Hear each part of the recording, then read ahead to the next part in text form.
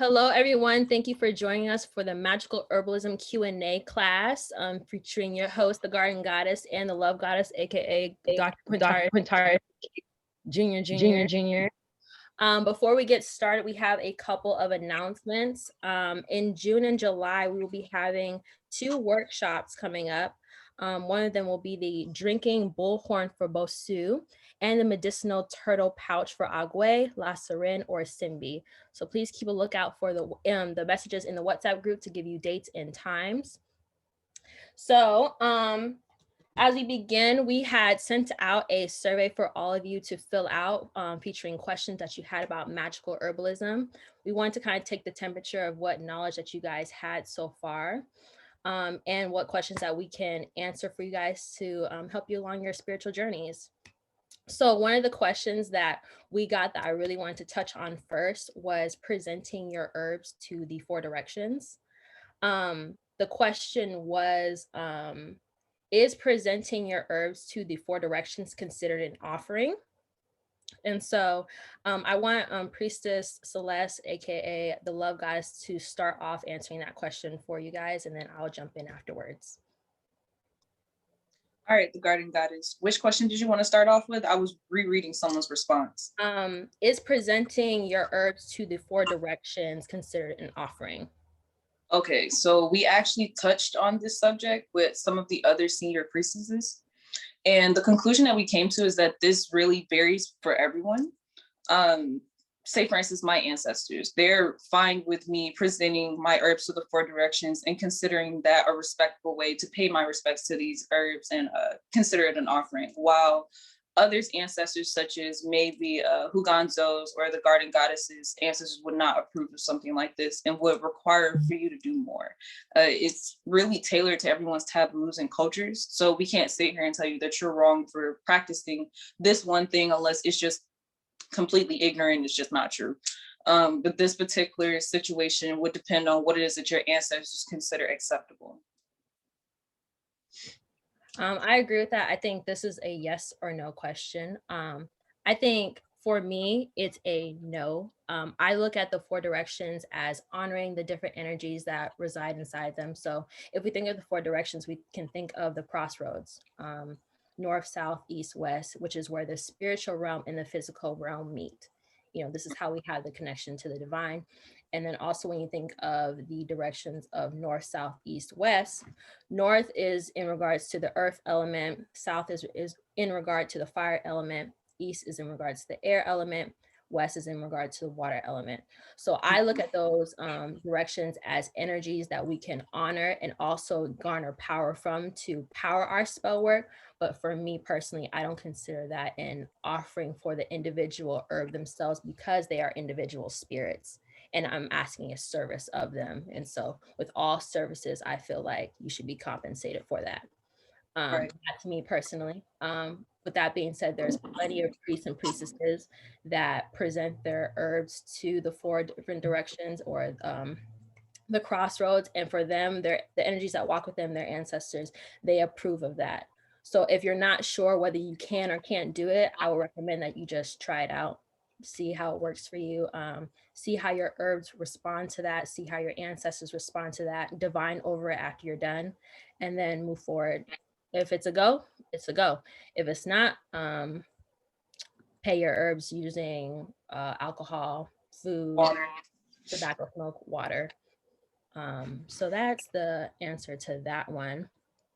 One of the next questions that we had got was, let me see right here.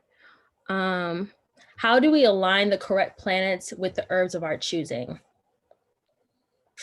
So I guess I can start this off. So what magical correspondences are, I don't think some people fully understood what it is it's the individual herbs that are powered by scientific facts and research. So every herb that we can think of that we know thus far that we've discovered is connected to a certain planet, a certain tarot card, a certain number, a certain medicinal property, I think even certain colors.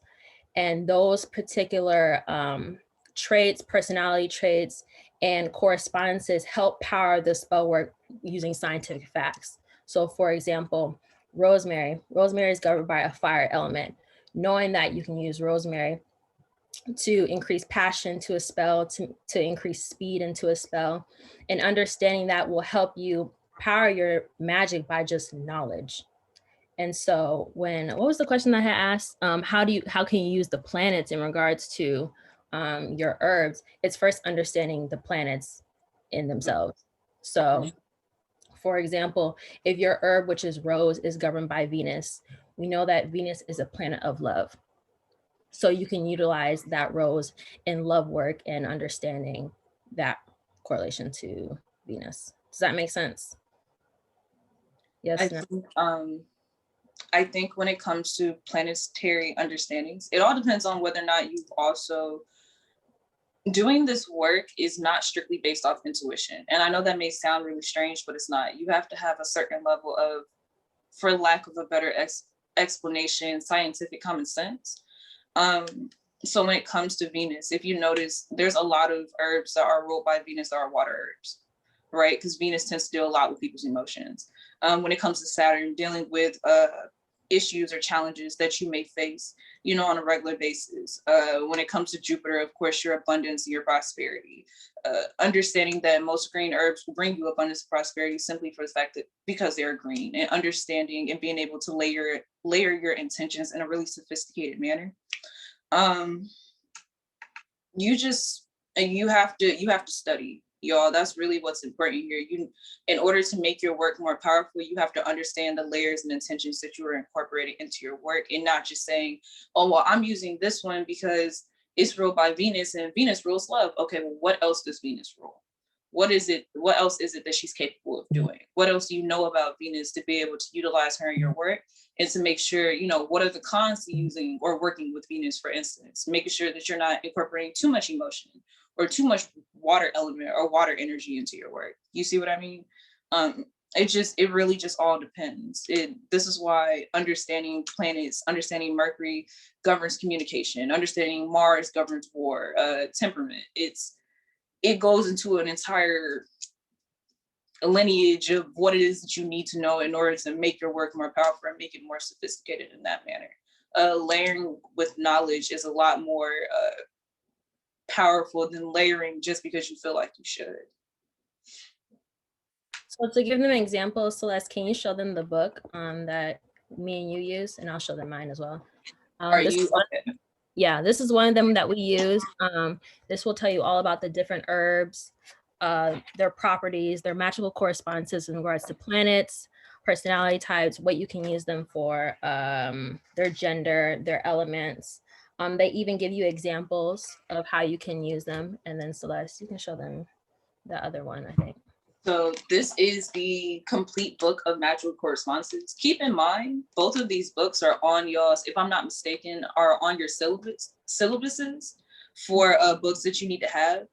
Not having the book is not an excuse, because you can always just message the group and say, can somebody send me the correspondences for rosemary? Can someone send me the correspondences for, I don't know, peaches, something of that nature, but you don't have an excuse not to have the information because it's so available to you.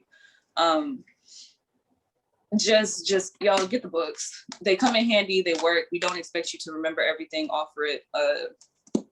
Get the book so it can help you to further understand your knowledge. Do not take everything in these books verbatim. This particular book, if I'm not mistaken, was written by a white lady. I'm just being honest. Don't copy everything that you see in here. You see, but this is a time to utilize like your discernment, your intuition, and be like, all right, so this is true and this is not. You see what I'm saying? Mm-hmm. And this one, someone had asked a question about what's the magical correspondences of weed. That's also in here specifically. I don't know if it's in the one that Celeste just used, but it's in our Priestess Celeste, but it's in this one. So just for an example, so weed governs the Saturn planet. It's also a water element and its gender is feminine. So just to give you guys an example, if you want to use wheat within your work, you can use it for spiritual awareness. You can use it to help you focus more on your work. You can use it for meditation. Yeah, Celeste definitely uses. I don't smoke, but from what I hear, you utilize within your work is off the chain. I just got something right here. I also, Dr. T had recommended a few books, and I will share those with you guys in the group chat after this class is done. And they are extremely helpful as you build your rapport on utilizing herbs.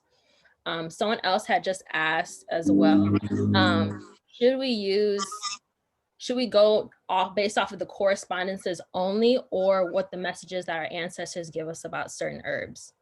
I would say that go with your ancestors first, but more than likely your ancestors are informed by the knowledge that they have gained over the years, and that knowledge is also in this book. So chances are more than likely it will align, but if it does not, always listen to what your ancestors say, because everything's customizable for your own spiritual journey. So how I use rosemary may not be how you use rosemary. How I use lavender may not be how you use lavender. Trust the relationship that you've built with them, and then go from there. You can never go wrong with what your ancestors are telling you. But if you're new, for now, stick with that. And then also keeping in mind that weed may not show up in these books as weed. It's going to show up as hemp, so HEMP. Or what's the other word? How did it show up in that book? It described it as something else as well. Cannabis. Yes. Thank you, priestess. Hempis. That is correct. So I'm still looking through. So the love goddess, you know all things beauty, right? So what herbs can you use to enhance beauty? For those of you that don't know, I absolutely adore attraction work. So pretty stuff is just, when it comes to enhancing beauty or attraction work in general, I tend to work a lot with the planet Venus in general. I work a lot with water herbs, but in doing attraction work, it's not all about attraction. You have to, say for instance, I have clients that come to me and they may want me to do God knows what, I don't know, but it could have a lot to do with attraction work.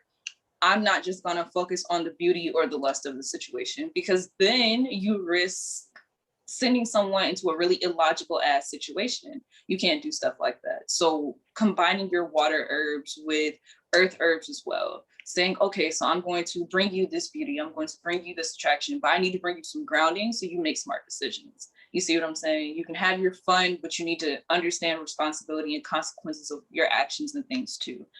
Earth herbs also working with protection, making sure that nothing happens to them when it comes to lust work and attraction work, because you can attract the good, but you can attract the bad too. So it's about being responsible. Y'all take note of this. Some of my favorite attraction herbs: honey, okay, hibiscus, and there's one more, cinnamon. Those are the only three I'm giving y'all though. You're not getting nothing else out of me. I'll give you some. Gardenias are beautiful herbs to attract stable relationships. You said hibiscus. Mm-hmm. Fine.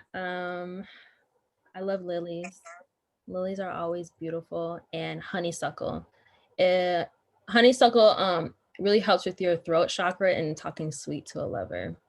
So and honey itself. I learned that from Priestess Peach Blossom, putting honey under your tongue. Mm-hmm.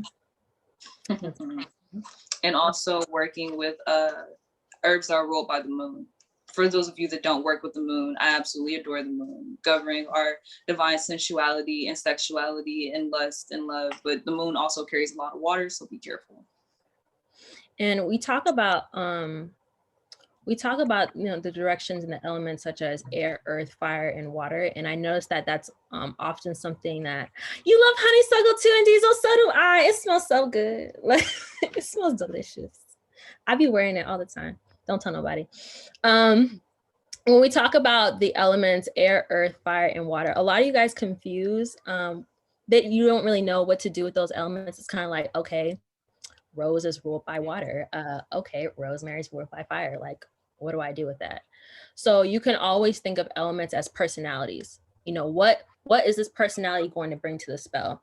If you are someone that is going through a heartbreak, do you need the water element? Because it's going to bring a lot of emotion up for you. It's going to drown you in your emotions. It's going to have you thinking about everything that's going on. So do you need the water element, or do you need earth element, which is to ground you, bring you back into your body? Are you someone that is going for a job and you want to be sure that you say the right things? Maybe you need herbs that are ruled by the air element then. You need to be communicative. You need to be in your thoughts. You need to be, speaking like you got some sense. So utilizing the air element.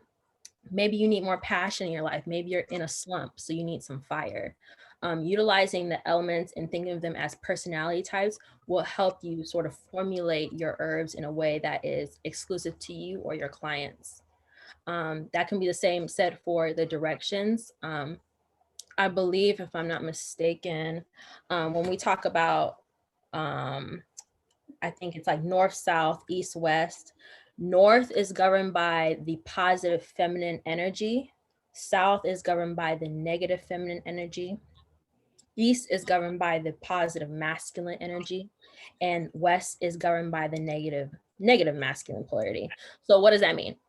It just means the energy that you want to draw into you for that particular spell work.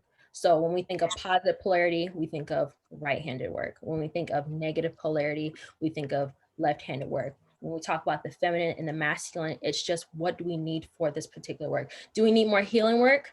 Do we need more sensitivity? Do we need more reflection? That's the feminine energy. Do we need more aggression? Do we need to get the shit done? Do we need to beat a bitch up? Masculine energy. So those are little things that you can utilize and think of when you're utilizing or formulating your herbs for your particular spell work. So I just wanted to note that because Celeste had touched on like the earth element. And I was like, I have a feeling someone's going to be like, what the fuck does that mean? It just means grounding you. It's just think of it as a personality type. You don't want to use too much earth element though, because it'll make your ass stubborn. You all have to. Okay, so a little gem on what helped me to better understand zodiac signs was literally corresponding the scientific understandings of the elements themselves. Mm-hmm. Earth signs tend to be really stubborn fucking people, okay, which is probably why I don't be getting along with them that well, but using inside joke between me and the garden goddess. But my point is that utilizing too much earth in the work can cause someone not to move at all. Okay, using too much fire, especially considering if you don't know how to measure the amount of fire that's inside of a herb anyway.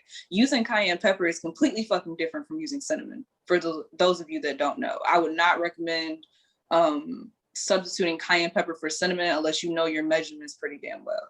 You see, because otherwise the work can blow up in your face. It can cause people to fight when it comes to correlating the zodiac signs with your herbs and elements. Utilizing an herb that's ruled by Aries, for instance, may not be the best situation if you're trying to get somebody to calm down. Does that make sense? I hope that makes sense to y'all.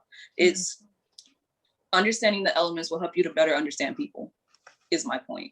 It'll help you to better understand people's traits and their responses to certain things. How an earth sign may respond to constructive criticism may not be how a water sign responds to constructive criticism, or how a fire sign responds to, similar situations or whatever it may be. But this is why we say that understanding these elements is really the core or the root, for that matter, to understanding your magical correspondences. I also saw that one of you said that you have not fully utilized the magical correspondence sheet. If you don't understand it, that's completely understandable. We would not expect you to utilize anything that you do not completely understand. And y'all, stop trying to incorporate things that you don't understand into your work. You're not expected to understand everything about these correspondences. It took us a while to get it ourselves. All of this comes from continuously working through these situations and, trial and error. Okay, this worked, this didn't work, that didn't work. Don't be afraid to ask questions and come to us, so we can try to figure this out and work through it together, so you don't do anything dangerous or stupid, and not trying to offend anybody, but don't do nothing stupid. Just come ask. It makes a hell of a lot more sense, and it'll save you a lot of trouble and time. So how do herbs aid in the spell work? What kind of question is that? What do you mean? How do herbs aid in spell work? Mm-hmm. I mean, in my line of work, it's not spell work if it don't have no herbs. Your herbs are the personalities that make up the spell work itself. I don't know if I've told this to the newer students, but I know me and you have had this conversation, the Garden Goddess. We've had the conversation about once my work is completed, she embodies an entire personality of her own, incorporating whatever herbs or personalities that I may have used at the time. So utilizing the correct herbs and incorporating them into your work and understanding them thoroughly can make sure that you don't end up with work that, I don't want to say that you can't control, but work that's going to do what it is that you need for it to do. Or in my particular case, since my work tends to be rather feminine most of the time, whatever it is that she needs to do for that matter. Herbs are important. Yeah, you can think of herbs as though like the ingredients of a cake. I don't want just a plain ass hot dog. I want a hot dog with ketchup, some mustard, some radish. Don't be judging me if you like radish or if you don't like radish. I'm not asking. Sauerkraut. I don't like sauerkraut, but some people do. That's nasty. Anyway, period.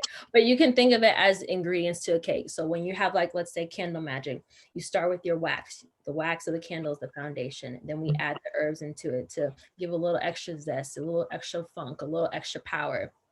And then you add your intention, you add your prayers into it, and that creates the full cake. That creates the full spell work. So can you do magic without herbs? I mean, you could, but why would you want to? Is it going to be? I mean, it depends on how you better be one hell of a practitioner.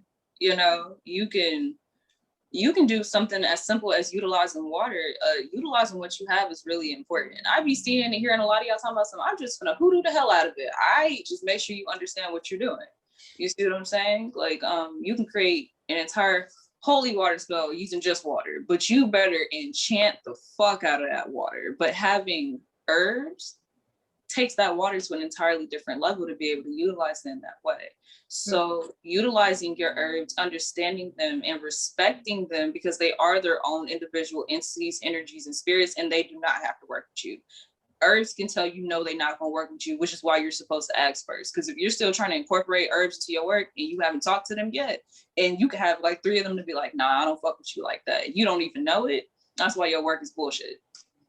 You need to go to them and have these kind of conversations and talk to them. And if they say no, they're not going to work with you, ask them why. They'll answer. You need to sit down and take your time. There's no reason in hell somebody's work should take like 30 minutes. The Garden Goddess know my work can take up to 6 or 7 hours. Mm-hmm. How long does it take to enchant your work? Like an hour and a half. Two.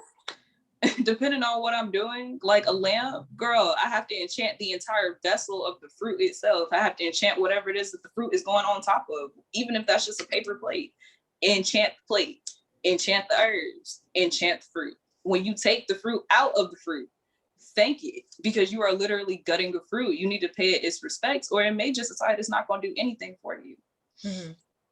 So ask, can you pre-enchant your herbs? I cannot.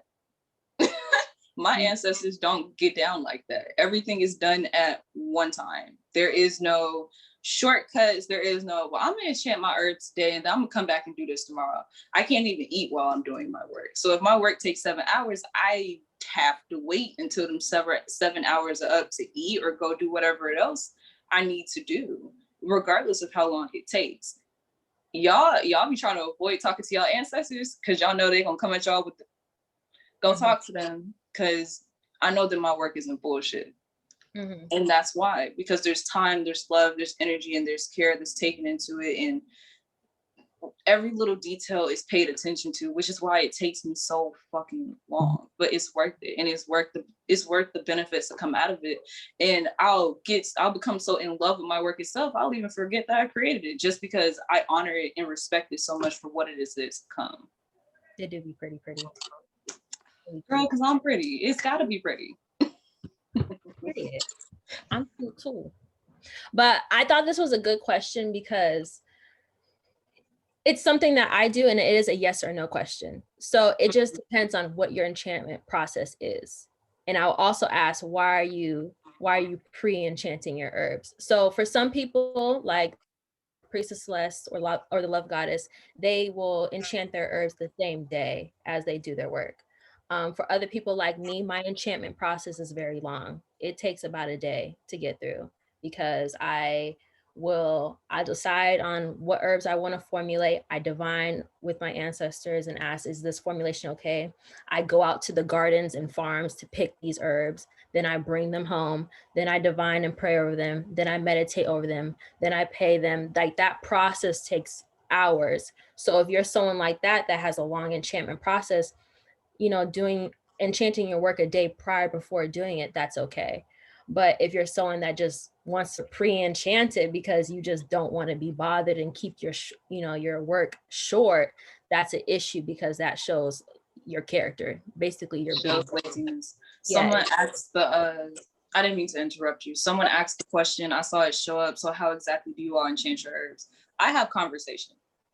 My Mercury is very strong. Conversation does everything for me. I sit down and I talk to my herbs, and depending on what it is that they say, I go from there. I've had situations where after my enchanting process, I go back and I ask, is everyone okay? Sea salt may say no. This is just an example. Basil may be like, no. And it may be with an attitude too. I'd be like, all right, what is it that you need from me? They'll be like, more prayer. Keep praying. Like, and herbs have ego too. And Diesel says she plays music to her herbs. I play music to my work as well. I be listening to trap music, doing whatever it is I'm doing. I'm being for real. My ancestors love them some trap music now. Some ghetto hood rat shit. Look. Maybe Meg Thee Stallion. You look like the type that would play Meg Thee Stallion. Low key. I do. But it'd be a lot of that's what gets my herbs, because my ancestors carry the energy of wartime. So even if we're not going to war, it's this shit got to get done. It's the power behind the music itself that we're like, all right, this got to get done, and this got to get done, and this got to get done, especially if I have to do money work. So it just really all depends. Y'all are asking us these questions. Do y'all talk to y'all ancestors the way that y'all supposed to be talking to them? Because your ancestors will sit down and have these conversations with you. Me in particular, I go to a specific ancestor about my herbs because she know every goddamn thing. I go to her like, how do I do this, this, and this? And she'd be like, all right, so you're gonna take these three, you're gonna do that, and then we're gonna go from there. And then my prayers are crafted by an entirely other ancestor. Just a long plethora of things. Y'all have to stop being so afraid of putting so much time, effort, and energy into this work. Yes, you may be exhausted. Yes, it may take 6 hours, but not a 3-day enchanting process. Look, I'm not gonna play with y'all. I don't know about 3 days, but the other day, I'm doing a grapefruit ritual. It took me from like 1 o'clock in the morning up until like 7 a.m. Y'all need to get out of this idea of these things taking this long, because real work is going to take that long. And that's just that. Not to say that everybody's work takes that long, but mine does. So if I carry the thought of, damn, this shit's taking a long time, it's taking forever. First of all, my ancestors gonna kick my ass. That's first. My ancestors are strict. They're strict. There's work that I've done for a client that took me 4 days to complete. Really 3 if we being perfectly honest, but I'm real particular about the things that I do. You guys need to really take these things into consideration and look at the quality of your work. Beautiful work don't get done in an hour, baby. Y'all need to get out of that idea. There's barely sprays that you can make in an hour if you're enchanting it the right way. Like, I'm not saying that everybody's work has to take this long, but please take into consideration the amount of effort and energy that you're putting into this work, but versus what it is that you're asking for. Some of y'all don't even feed y'all ancestors the right way, and y'all be asking for a plethora of shit. Get it done. Get it done. Stop being lazy. Come on now, because this is ridiculous. Yeah, don't spend 2 hours on your hair and then 30 minutes with your ancestors. That's rude. My enchantment process is long. It's really long.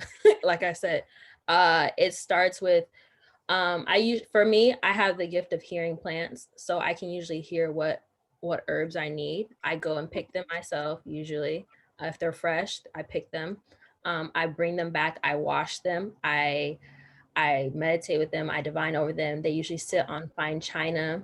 I offer them water, a white candle. Each one has their own white candle. Each one has their own glass of water. Each one is presented to the 4 directions. Each one gets their own exclusive prayer.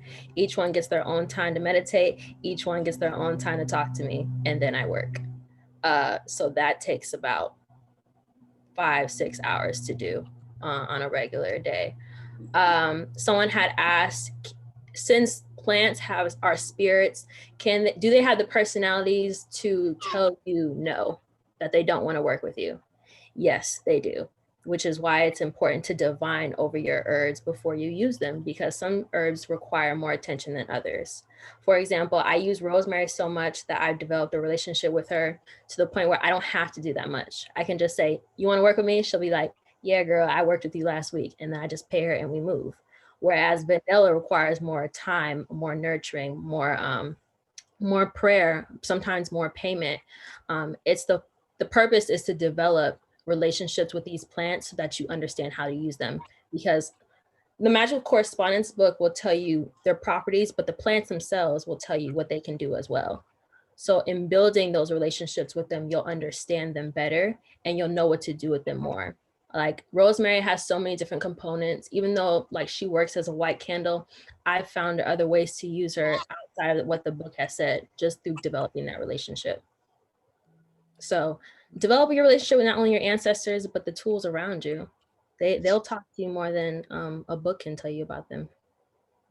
Once again, going back into the fact that these books were written by white folks, I'm going to continue to say that because not everything in these books are going to be true. So you can't just sit here and read verbatim what's in a book and be like, all right, so I'm going to do this, this, and this. That once again goes back into being lazy. You see what I'm saying? This is not a lazy work, especially if you're like us and you do this shit for a living. It takes forever. It is very serious. And if you're doing this work for other people, it gets that much worse, right? Because I can fuck up for myself, but I can't fuck up for another person. You see what I'm saying? So when it comes to building these bonds, these friendships, and these relationships with your who gone? I'm not gonna. I was reading his messages, but developing these relationships and these friendships with these herbs, you never know what it is that they may tell you. Sometimes the herbs tell you secrets. Be like, by the way, I can be used for this. You know, like my relationship with hibiscus has grown so strong, specifically because it grew outside of my house at one point before I moved. So I could just go outside, clip it off a bush, thank it before I took it, you know, from the earth. And then whatever I would use it for after I was done, I would go outside and I would dump it back into the ground. You see what I mean? Return it back from which it has came.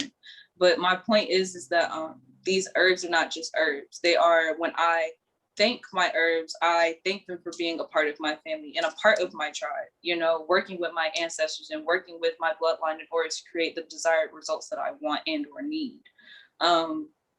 When it comes to rosemary, rosemary is like my number one arsenal tool. You want to know why? Because it can be used for anything. If I don't have time, I got rosemary. If I ain't got no hibiscus, I got rosemary. If I ain't got no rose, I got rosemary. You see what I'm saying? So it's important to have tools and, you know, for lack of a better word, weapons like that in your arsenal and your artillery, and to have the kind of relationship with them to where they won't say, no, bitch, I ain't gonna work with you.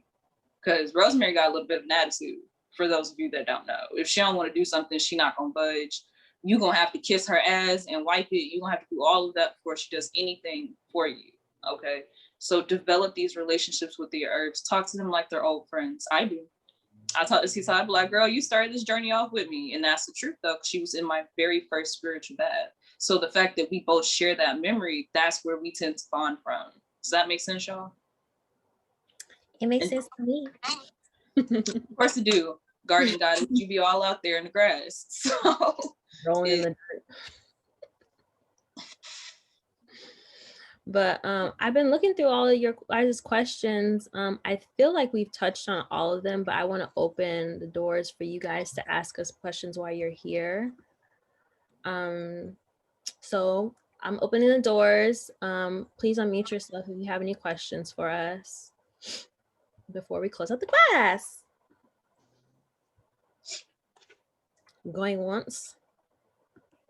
Y'all better speak up. Look. What are your questions, concerns? Questions concerning the magical herbalism class / mini lamp class that we're going to have this Friday. Because I'm expecting everyone to come prepared. And we'll resend out like the ingredients list as well. So did you see any other questions on there? I was looking. You said what? Did you see any other questions on the sheet or the questionnaire? Let me see.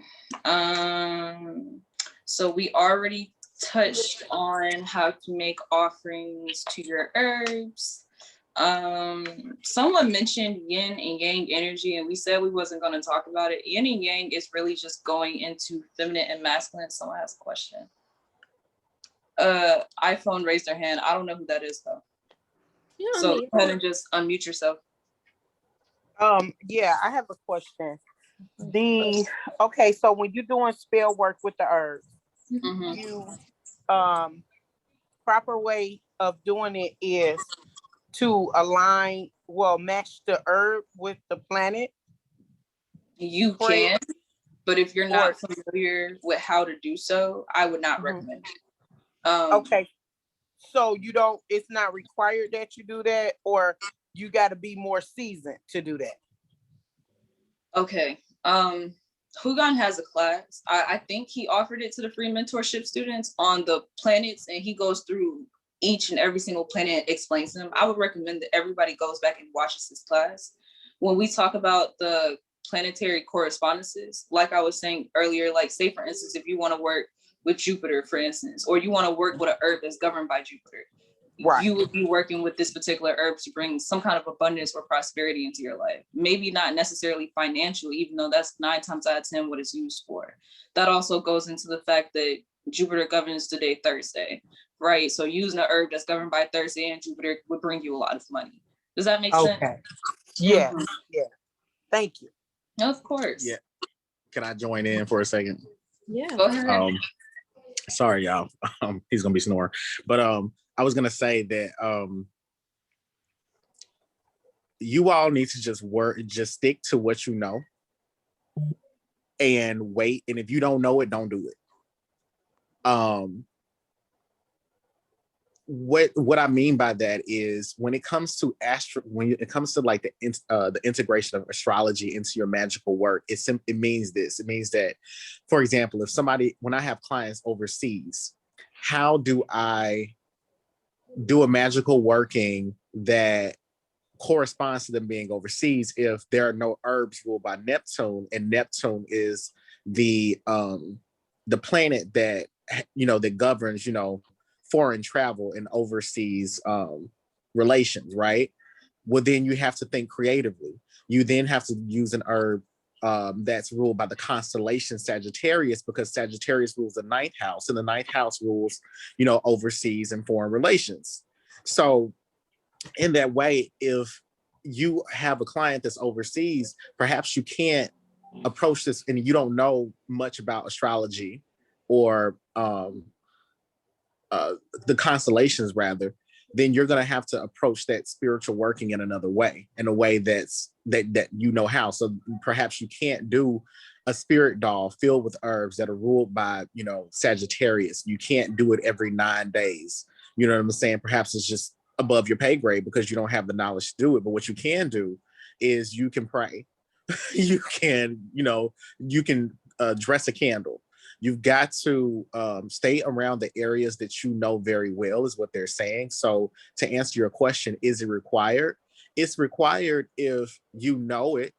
It's required if the spirits walking with you are even fucking with it. One thing that's beautiful about Haitian voodoo, and you got to remember that these women are trained by a voodoo priest, is that voodoo spirits, voodoo is interdisciplinary, and it is much more similar to hoodoo than it is a traditional like Ifa. Like the Orisha ain't fucking with astrology like that. You know what I'm saying?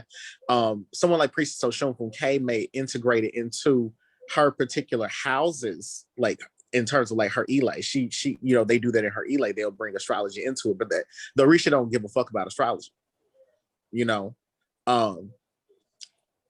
That being said, there's a reason for that, being that, I don't want to ramble, but I'm thinking about Kemet being in East Africa. That's astrology. And then the Orisha have nothing to do with East Africa.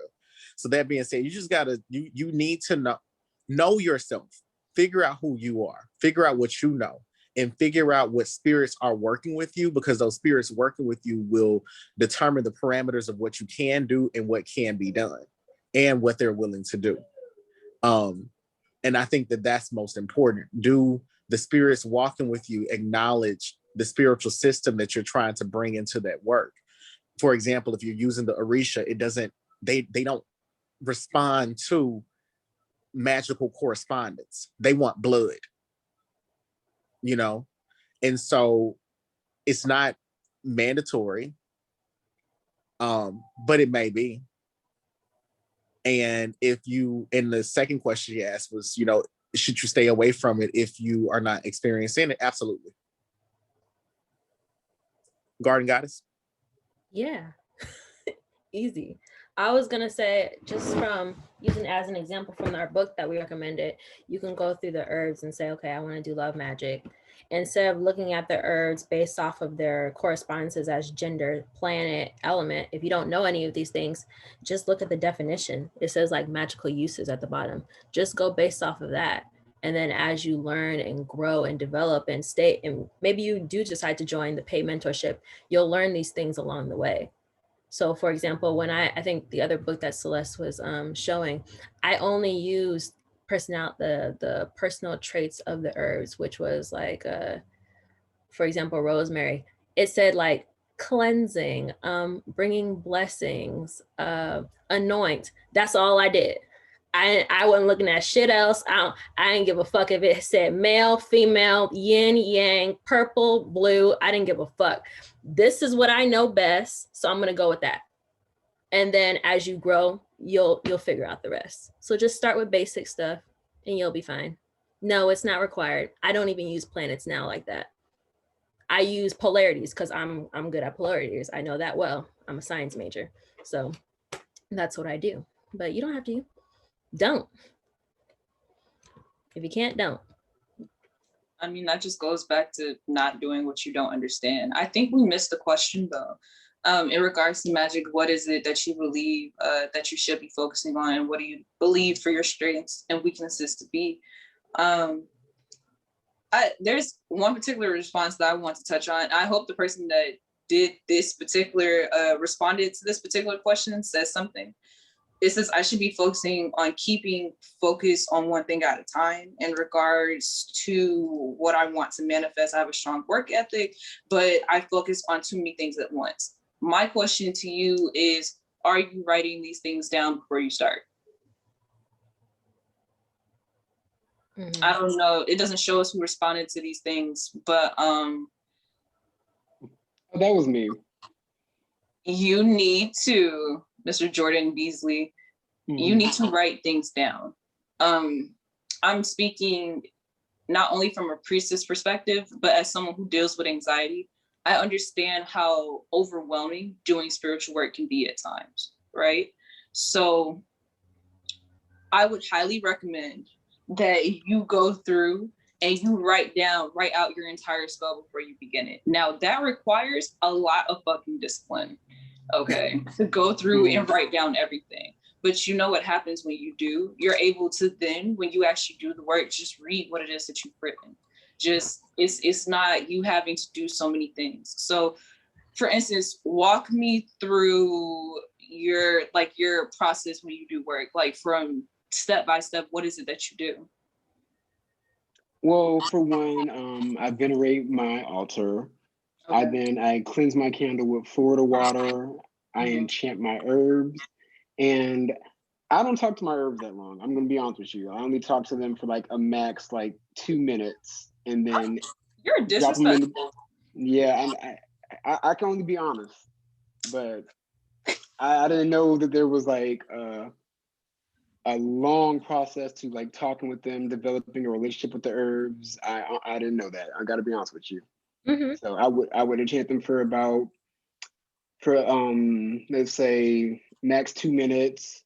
I would drop them in my candle, and then I would recite the prayer that I crafted over the candle, and then I would light it.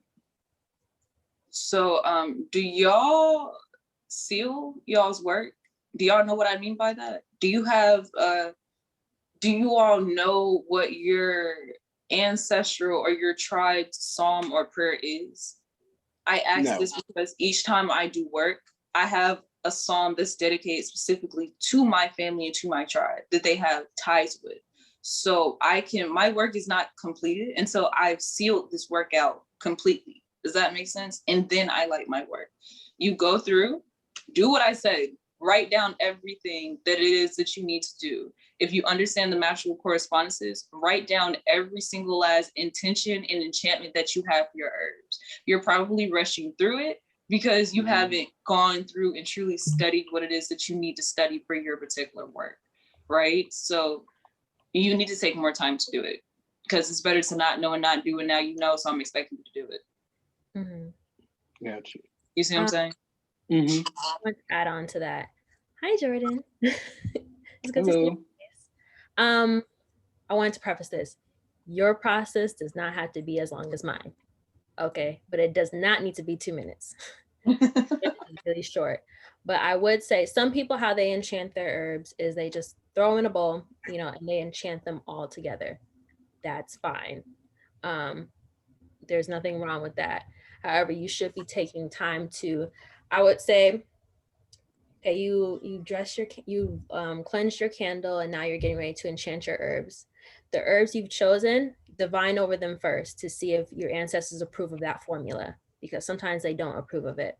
Once you do that, begin your enchanting process. So you can pray over them first. After you're done with your prayer, spray them with either alcohol or tobacco smoke. You can blow over them, divine again, to see if that payment was acceptable. That should take a little longer than 2 minutes. Then once they've accepted it, then move forward with your work. That's totally fine. In regards to writing your stuff down, I wanted to give you an example because I am that person, because I'm a Virgo rising and a Virgo Mercury and a Virgo Mars.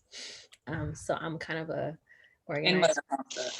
So I wanted to give you an example. So this is like my written work out. So I usually write out the situation at hand, and then I pick my herbs out and I write what correspondences I want to use.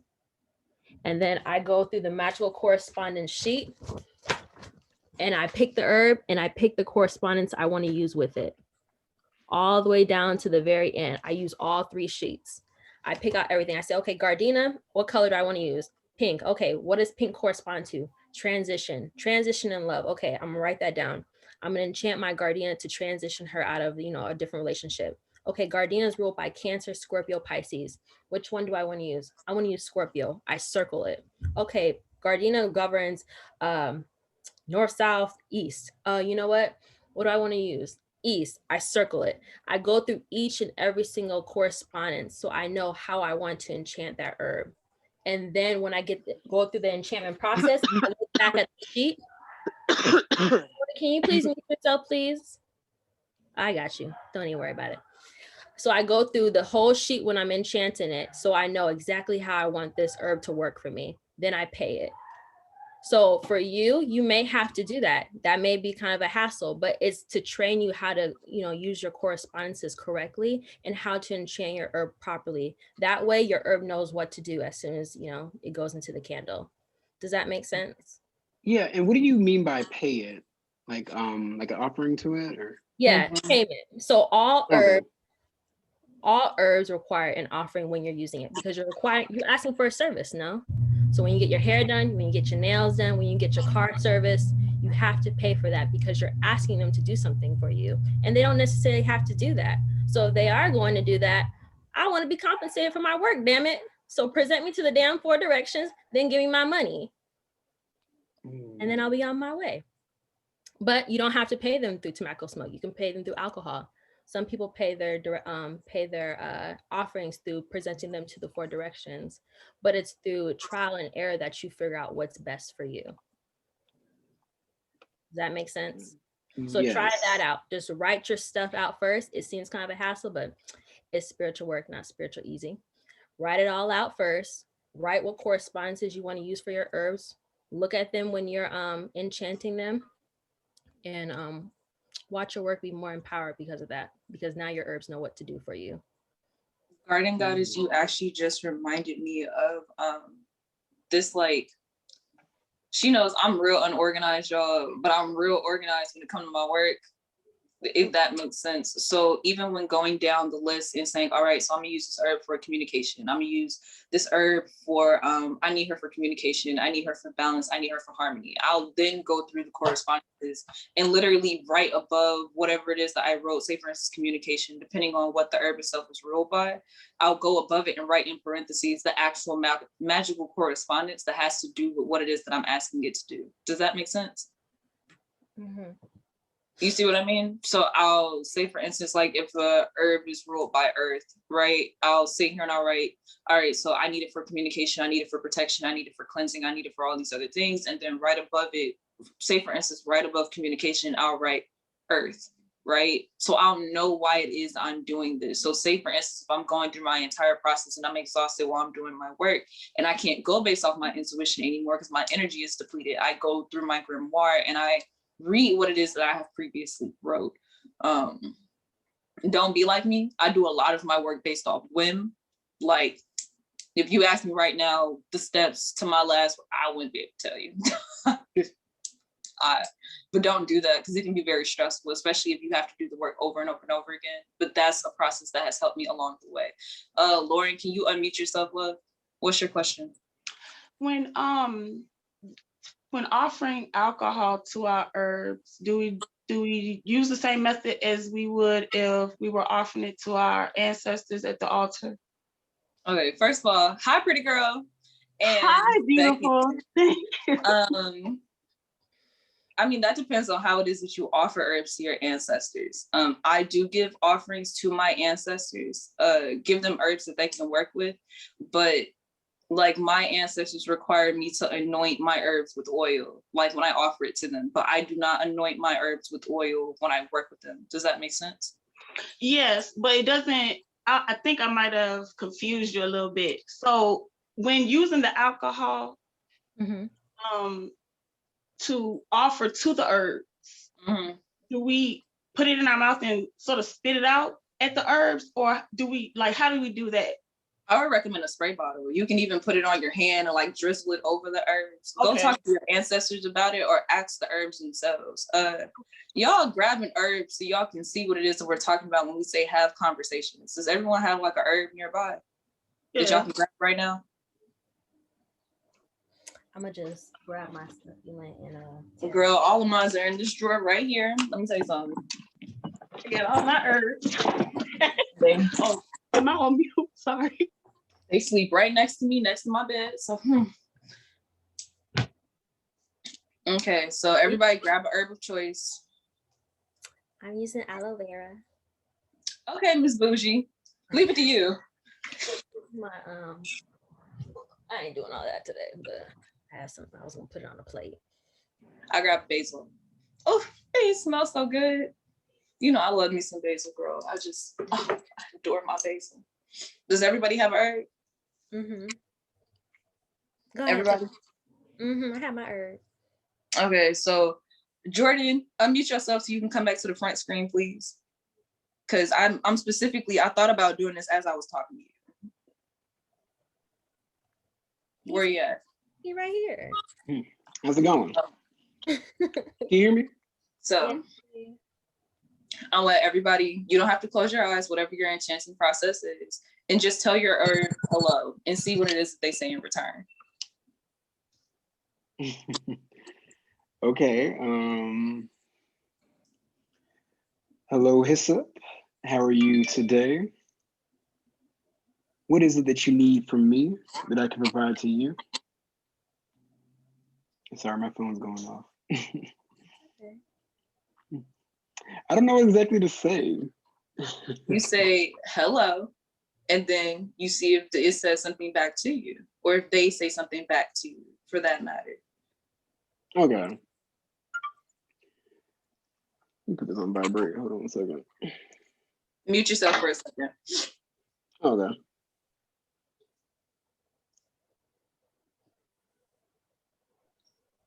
I'm going to add something very briefly that what Celeste is doing is she's helping some of you all develop a more well, I guess you could say a keener level of clairsentient discernment. Some people would call it telepathy, which is your ability to communicate with the herbs. If any of you all are struggling through this exercise, then that indicates that you need to pray and meditate more, because that's going to help you to develop your intuitive abilities. Basically,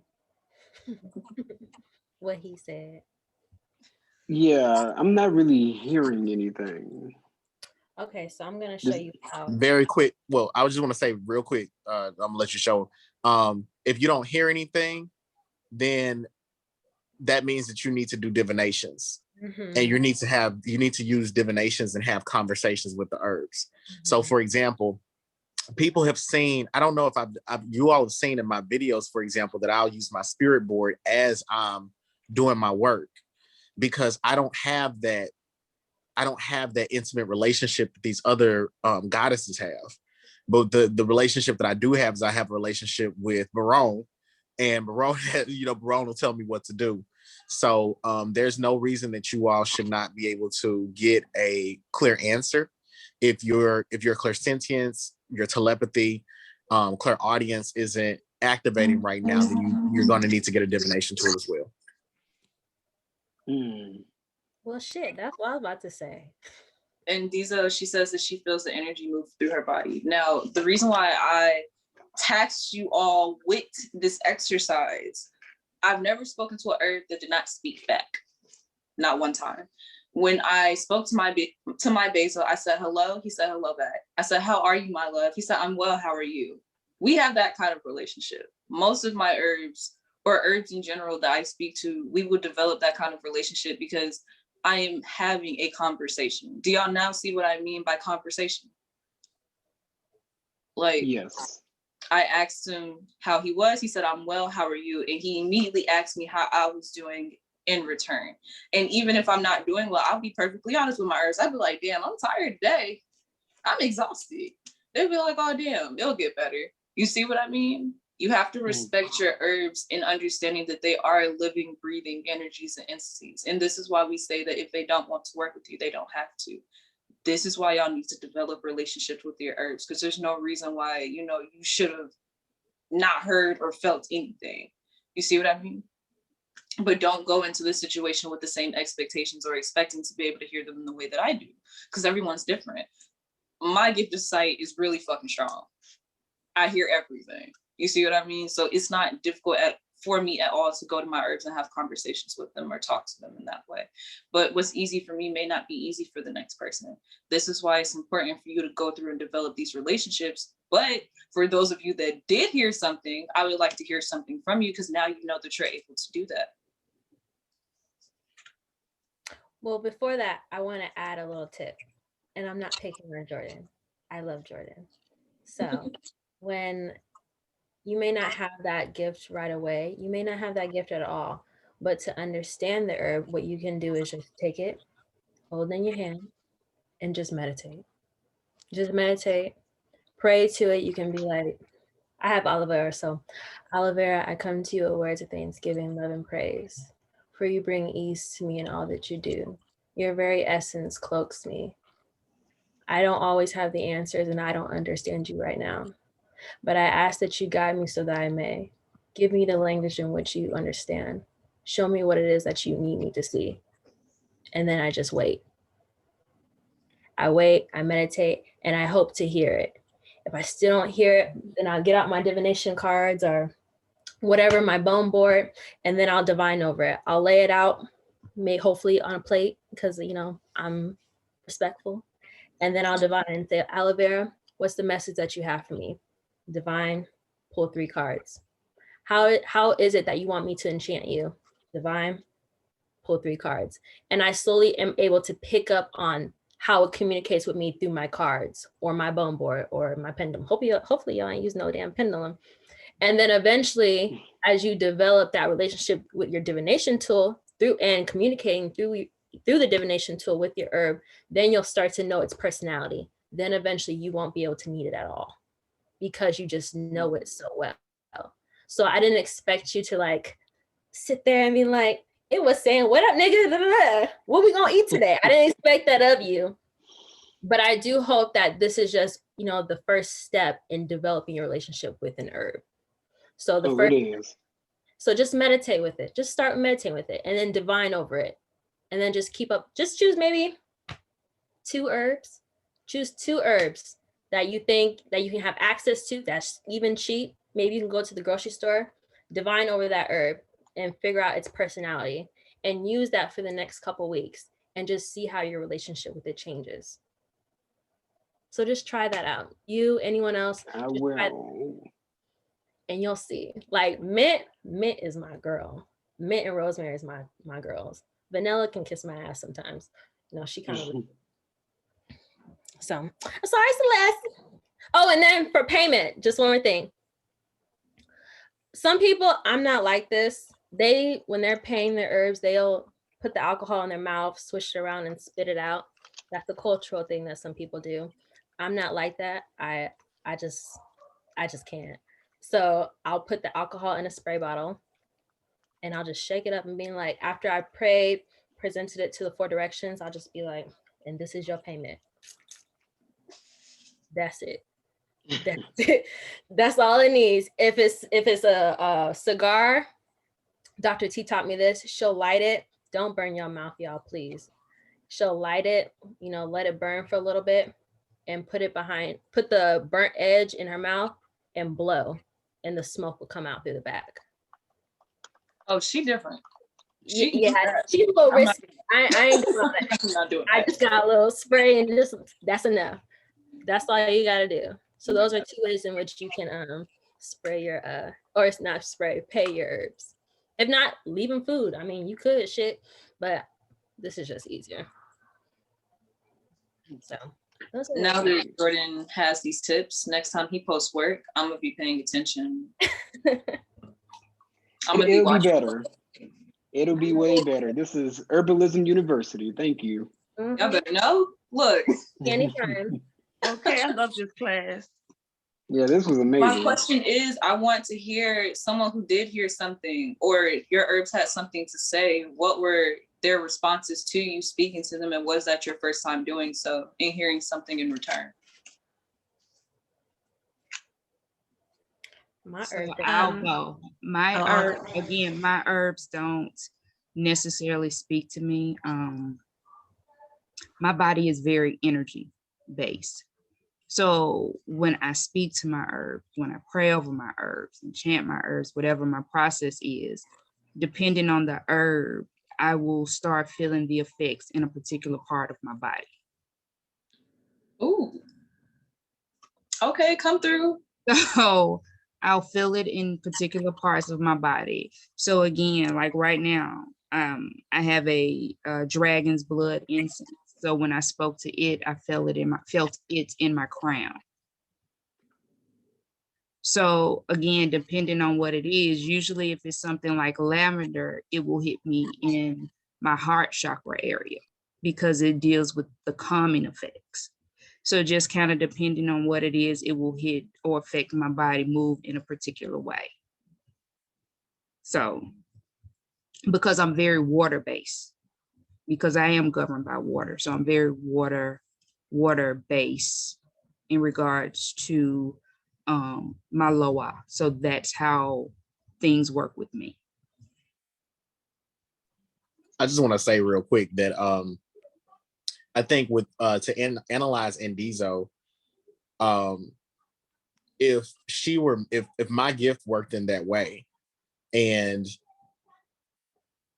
I felt lavender in my heart chakra or I felt dragon's blood in my crown chakra, I know that dragon's blood is willing to work with me for all purposes related to the crown chakra, to go into the magical correspondences book, look and see what the crown chakra corresponds to, what it needs to be worked on. And then I know that dragon's blood it's a steroid and it amplifies the power of everything that it works with, right? So I know that my intentions need to be set. Like it's like dragon's blood is only going to work with me for intentions related to the crown chakra.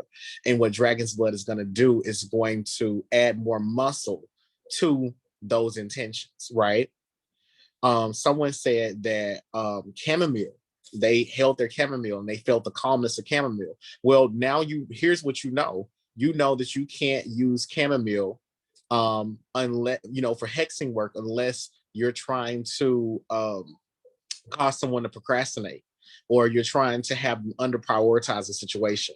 You know that chamomile is not going to attract the damn thing unless this person is attracted to someone that's calm, right? So I just want to throw out that analysis and to tell you all that the tiniest bits of information that you're learning about yourself are actually a roadmap that's going to tell you where your destination is for your work. Yes, sir, it is. Period. Anyone else? Did anyone else want to share their experience with their herbs? Because y'all, this is really a situation where y'all need to learn more about yourselves and help to understand y'all's spiritual gifts. Some of you are very new. I'm not saying this in a way where you're supposed to understand them right now. It takes a while for these things to develop, and it could take a long time, and that's okay. But now that you have the opportunity to build off these things, I would recommend that you do so. So did anybody else have an experience that they would like to share? Questions that they may want to ask and pertain to this subject or topic? I have one. Okay, love. Hair. Okay. I just want to say thank you, for this class was so helpful, because when I was in free mentorship, people would be doing things so fast, and I felt like something this is taking me so long to pick these 3 herbs. It's taking me 4 hours, and I would feel like I was fucking up. So for y'all to say your process takes a long time, I'm like, okay, that makes me feel relieved. But then for this exercise, I've never heard anything before or had a response from my herbs. And I had chamomile too, and I had it in the palm of my hand and my fingertips, and I felt the vibrations really strongly in my palm and in my fingers. And then all I heard was her loudly saying I'm thirsty. I don't know what that means. That's all as far as I got. But yeah, I've never had that experience with my herbs at all. Maybe if she's thirsty, give her some water. Yeah. Go get a spray bottle and spray her now. Okay. She said, I'm thirsty. I am dehydrated. Go get her some water. Okay, I'll go. Mm-hmm. And keep doing it. Maybe you do have that gift where they talk to you. Maybe she'll talk to you more if you make sure she doesn't die of dehydration, So the best way you can get used to this kind of work is just by getting in the field. Start with maybe not having clients that will pay you, but finding friends that you can do work for first and testing it out so that you can start to build up your rapport and build your relationship with herbs, because the only way you're going to build your relationship with herbs is by doing work. And you may not want to do just work on yourself. You may want to do work on other people. So a part of what helped me and Priestess Celeste get good is just by helping other people around us, practicing on each other, practicing on our friends, practicing on our family. Don't be trying to hex no one if you don't know what you're doing. Do some light work, try some prosperity work, maybe a little bit of attraction work. Just try your hand out and just see how it goes. But keep up, Alex, keep talking to us about that gift of yours. I want you to do it for at least 2 weeks, talking to Chamomile, you said. Talk to her for 2 weeks and then let us know what your relationship is with her now. Okay. Unmute yourself and say what it is that you just typed. Couldn't hear. I have bay leaf. I said hello, bay leaf, and I heard hello, dear, in a woman's voice. Then your bay leaf is letting you know that it's feminine. If you hear a feminine voice, feminine, you hear a masculine voice, it's masculine. That could also help y'all to understand feminine and masculine polarities when it comes to your work itself. You look over it though. Did y'all not have a nice conversation?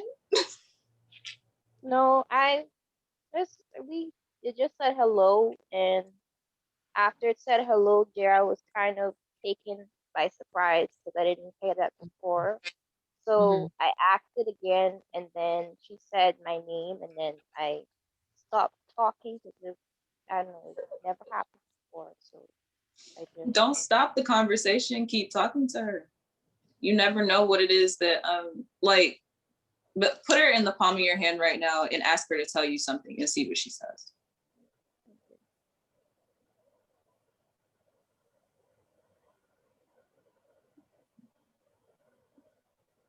okay. I think I heard "Don't be afraid," but I'm kind of new to this. So. Try sitting up. So fun fact about my ancestors, I can't lay down and do shit. They find it disrespectful. They're like, no, you gonna give us all of your attention, energy. You ain't finna be comfortable while talking to us, you know? So now try again and see if you hear anything louder.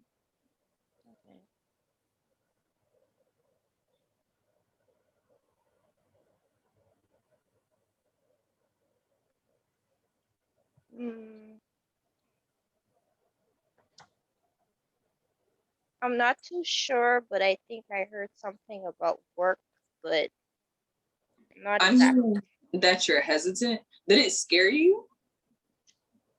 Yeah, I never really like hearing voices in my head, to be honest. It's kind of, I really don't like it, to be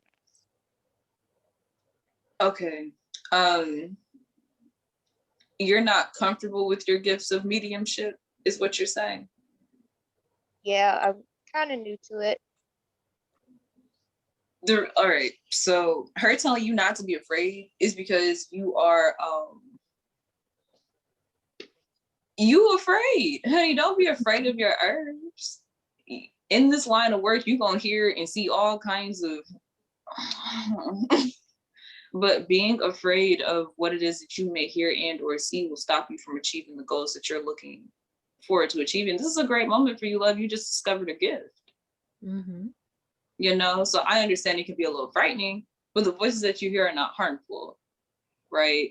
You know, that little correlation that we make, you know, to hearing voices in your head makes you crazy.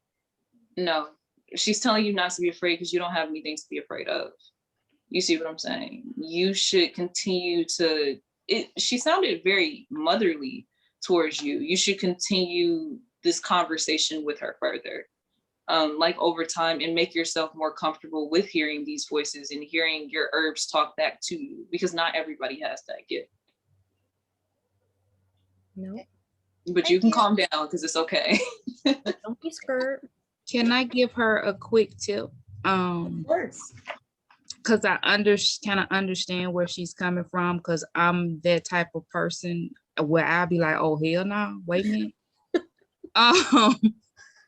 One tip I will give you, Quintia, I hope I'm saying that right, to calm your nerves before you start interacting with your herbs or any type of work, say a prayer. Say a prayer, and within that prayer, make it very clear anyone that is not your ancestor is not allowed to communicate with you. Anything that means you harm is not allowed to communicate with you. At that point, you have stated who you are allowing in your space and who's okay to come in your space.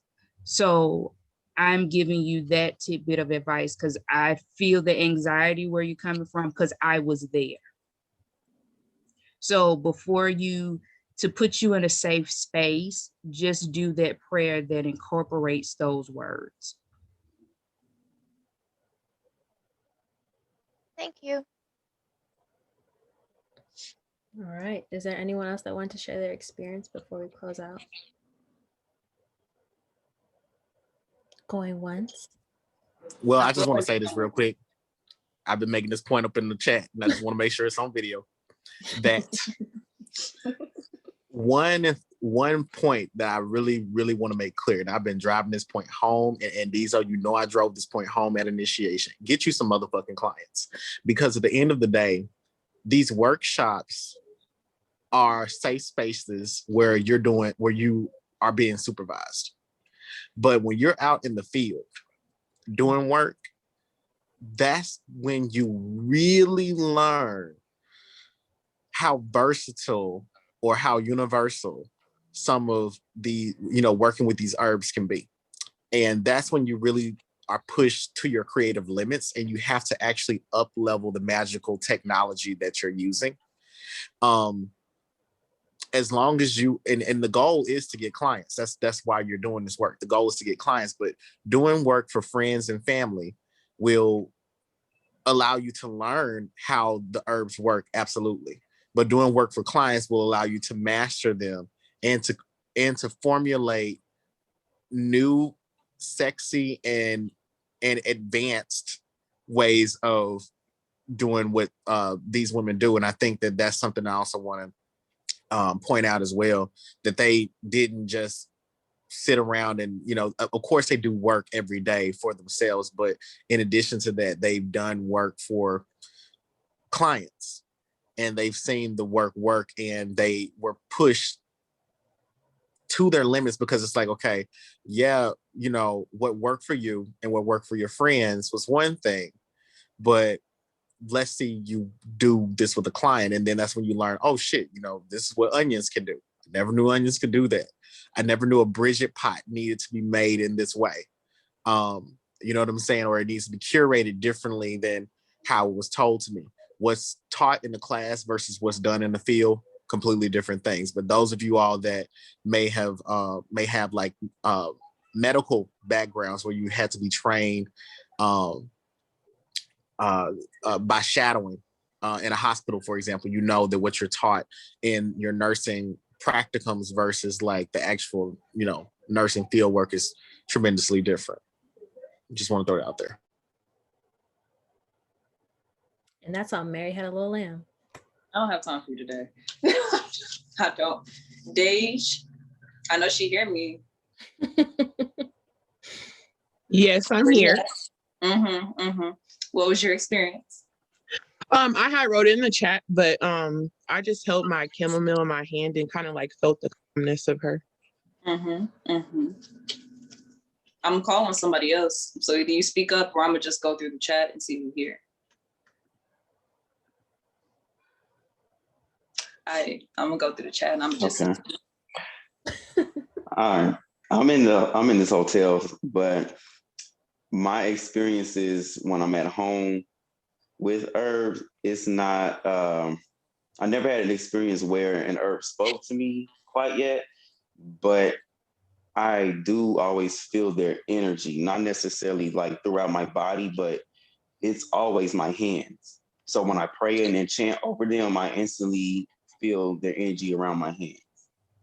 That's how I know they're responsive to me. If I don't feel anything, then I know it's like, okay, they're not feeling it. Okay. Have you written that down in your grimoire? No, I have not yet. You should write Yes, I should. With me, a lot of things are with experience.